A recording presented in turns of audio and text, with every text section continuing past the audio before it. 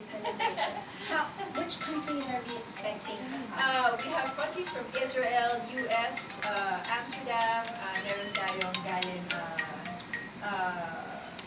Thailand. We have Asian partners coming. We have different film festival programmers attending. So, that is so exciting. And not just one step. It's a huge leap into showing the world what we can do as filmmakers, as actors, and as creators. Yes, and of course PPP, September 13. It opens September 13 nationwide in all cinemas nationwide. Yes. And then September 13 to 15 is the Film Industry Conference, our very first FDCP project market. So ito naman, kung gusto nyo namang matuto, gusto nyo malaman kung ano yung mga trends in our film industry, we have international experts coming to teach you on how to work with Netflix, how to work in the streaming platforms, all those. So, grabe. And then we have the awards night on September 15 in the evening where for the first time we will be giving awards from technical awards to our best actress, best picture. Yeah. First time din for FPC. Yes. So exciting. And now I can see why a day would consist of 6 meetings, because to really be able to put all of this together, share, being part of showbiz kahit papano, having been on the side na nag-chronicle nito, I want to thank you really for all of it. I mean, I know I've messaged her before, like little messages minsan, kasi talagang nakakagulat lang at this time na there are people talaga who really, really put their everything into it. Sometimes, yung sarili mong uunahin.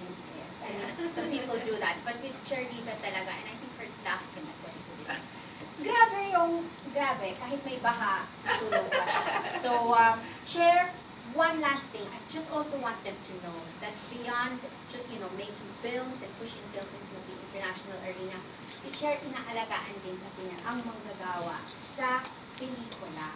Chair, could you please just tell us a little bit about what you have been doing to protect naman yung rights, ang workers natin? Ito ang favorite part ko rin sa lahat.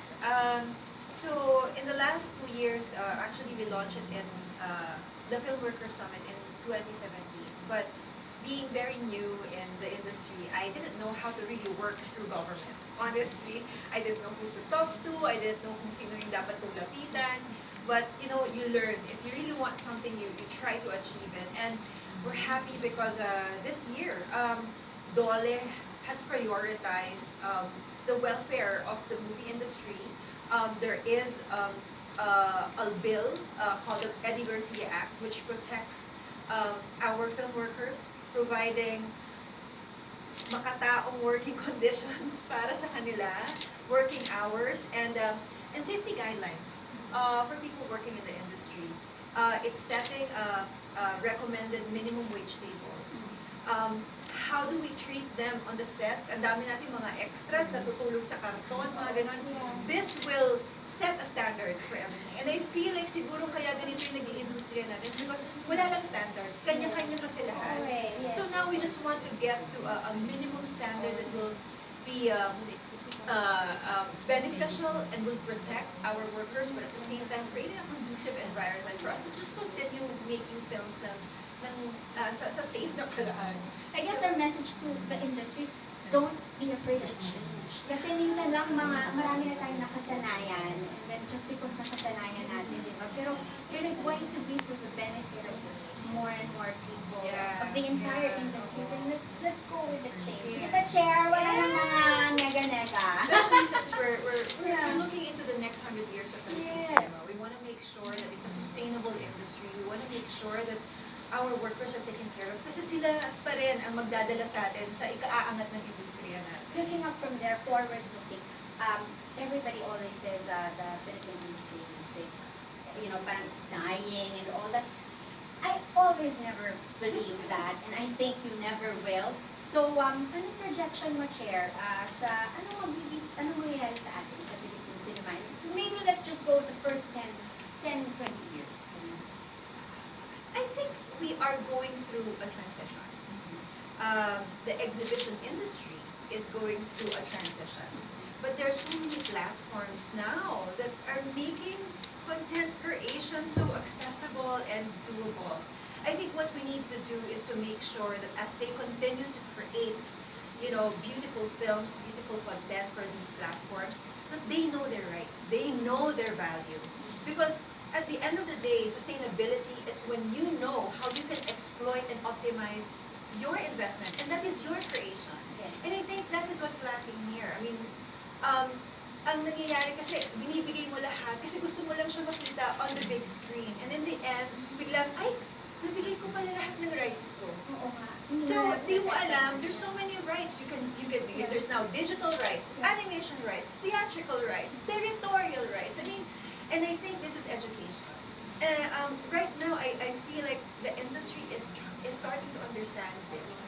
Na parang it's going beyond just making films. It's going beyond just producing content. It's now finding ways for them to understand that there is a business that is attached to it, whether it is for commercial profit or for you to just be able to make your next film.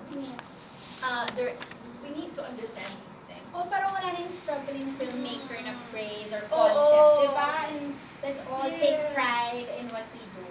And one thing I love about the Philippine film industry now is now they're understanding production value.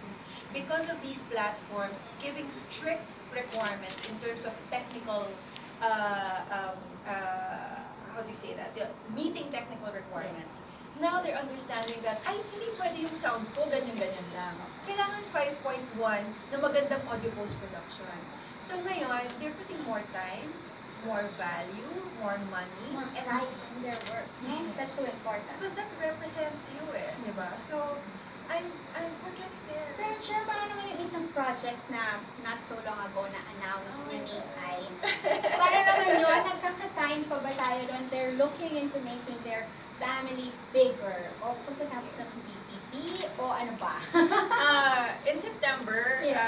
actually, right after PPP, we plan to go to ICE has a show in the US, and I plan to follow for a few days because dadali na namin yung The thing. the, Well, just say it na. Diba? Kasi Chair took care of, Nakausapin ka they na. both took care of themselves really well. They harvested eggs. yes, nandun na yun. So ngayon, yun na yung fertilization. Yes. How And exciting. hopefully by December, I'll be ready na. Sana po huwag niyo po kami bigyan ng problem sa industry. Para by December, medyo ready na ako to get pregnant.